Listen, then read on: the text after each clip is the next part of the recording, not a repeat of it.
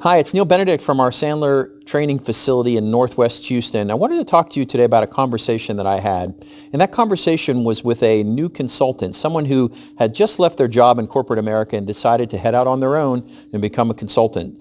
And the conversation really revolved around the idea of how they should charge their clients.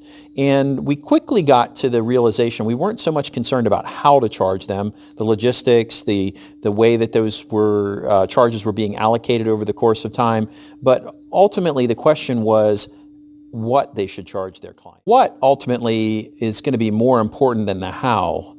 And when I encouraged them to think about the value that they brought to those clients, they weren't quite sure how to answer that question. So I think as a service provider, you need to think about 4 areas of value that you bring to the clients, regardless of how much time you're spending with the client, how many hours you're putting into the work.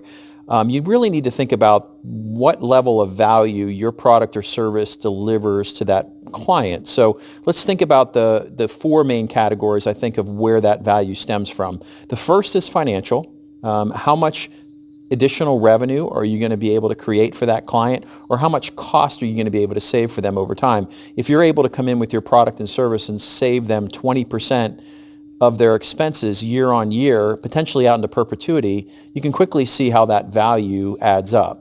The second is actually the emotional side of the value that you bring. A lot of owners and small businesses are heavily wrapped up in the success of that business, not only in their professional life, but how it impacts their personal life as well. So if you're able to, emotionally relieve burdens for that particular client, and those burdens are significant, then you can, again, begin to calculate your value. The third area really is physical. A lot of business owners will find themselves being physically impacted by the business, meaning they're not getting enough sleep, for an example, because they're heavily involved with different aspects of that business. You will see them ultimately not eating as well as they should because they're skipping lunch or they're skipping breakfast because they have to get to the business. So the physical aspect of the value that your product or service can actually deliver to them is important. And again, you can start to think, the personal impact of the physical part of their being may be being impacted by your product or service. And then the fourth area really is that spiritual, right?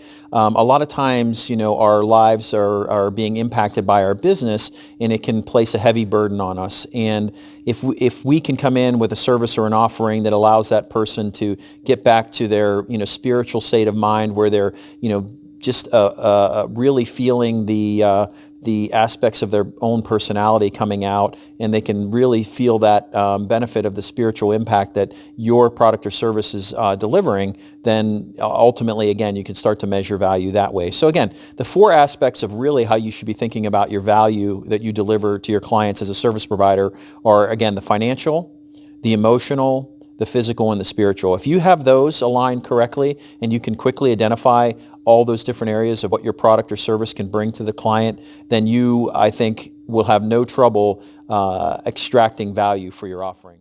Again, this is Neal Benedict from Sandler Training. Good selling.